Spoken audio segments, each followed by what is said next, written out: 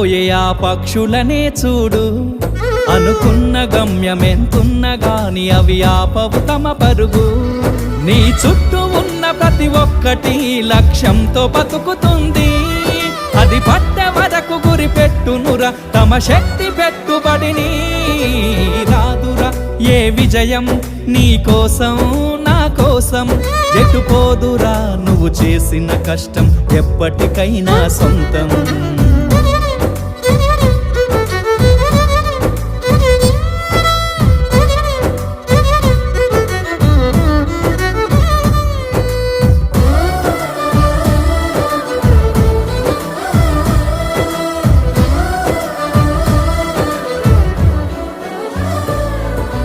ఎంత చేసినా ఎదగలేదని దిగులు చెందబోకు.